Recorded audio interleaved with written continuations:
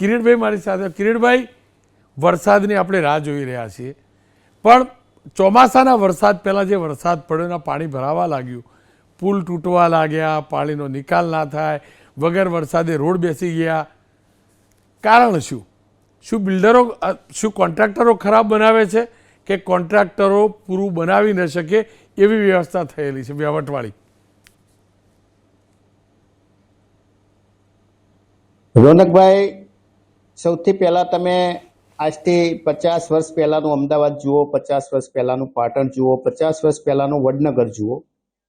ગમે તેટલો વરસાદ આવે, અત્યારથી તો 10 ગણો વધુ વરસાદ વર્ષો પહેલા આવેલો છે, પરંતુ એક પણ શહેરની અંદર પાણી ભરાયું હોય એવી સમસ્યા નહોતી. પાણી ભરાય તો થોડા કલાકની અંદર વરસાદ બંધ થાય અને પાણી એ નીકળી જતું હતું. પરંતુ હમણાં જે વક્તાએ કહ્યું કે પ્રી મોન્સૂન કામગીરી, મને લાગે છે કે પ્રી માલ ઉઘરાવવાની કામગીરી છે. પ્રી મોન્સૂન કામગીરીના નામે કરોડો રૂપિયાનું બજેટ ફરવાય છે. મુખ્યમંત્રી પ્રેસ કરે, અધિકારીઓ કલેક્ટર મિટિંગો કરે અને ખાલી બજેટ વાપરી નાખવાનું, કોઈ પણ પ્રકારના આયોજન વિના, અને કોઈ પ્રી મોન્સૂનની કામગીરી ના થાય. પાટણની વાત કરીએ તો પ્રી મોન્સૂન કામગીરીના નું આ કામ અત્યારે રોનકભાઈ ચાલી રહ્યું છે. તો ગટરનું જે પાણી છે એ કેનાલમાં નાખી દીધું, કેમ કે ગટરો એ ચોકઅપ થઈ ગઈ છે. સૌથી પહેલા તો જે સમસ્યા છે રોનકભાઈ, રોડ બનાવવાની.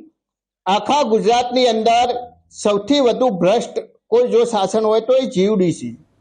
તમે જુઓ કે ગટર અને પાઇપલાઇન નાખવાનું જે શહેરોની અંદર જીયુડીસી દ્વારા કામ થઈ રહ્યું છે, એ ભૂવા કેમ પડે છે કે રોડ કેમ દબાઈ જાય છે? જે જીયુડીસી ની અંદર ટેન્ડરની અંદર જે પ્રોવિઝન હોય છે રોનકભાઈ, કે તમે ગટરની પાઇપલાઇન નાખો કે સ્ટ્રોમ વોટરની પાઇપલાઇન નાખો, એના નીચે એમને આરસીસી નું લેયર બનાવવાનું હોય છે, જેના લીધે પાઇપ દબાય નહીં.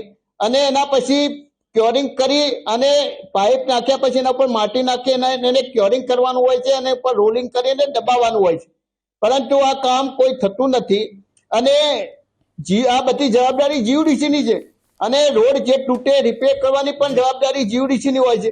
પરંતુ આ માત્ર ટેન્ડરની અંદર જોગવાઈ, તમે પાઇપ નાખી દીધી, નીચે કોઈ જોતું નથી અને એની અંદર કરોડો રૂપિયાનો ભ્રષ્ટાચાર થાય છે અને એની અંદર કોન્ટ્રાક્ટર, અધિકારી આ બધાની મિલીભગત છે.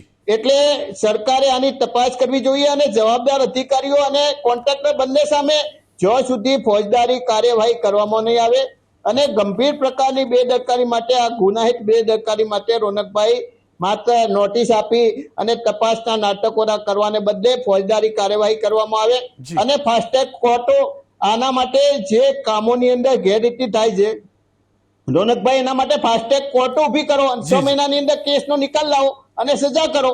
આ તો 20 વર્ષ સુધી, 25 વર્ષ સુધી ભ્રષ્ટાચારના કેસ ચાલે અને 25 વર્ષે જયારે અધિકારી રિટાયર્ડ થઈ ગયો હોય ત્યારે નિર્દોષ છૂટે અને 50% પગાર તો એને મળે, 6 મહિના પછી એને પૂરો પગાર મળે. એટલે સરકારની માનસિકતા જ્યાં સુધી રોનકભાઈ સુધરશે નહીં ત્યાં સુધી આ ભૂવા પડવાના.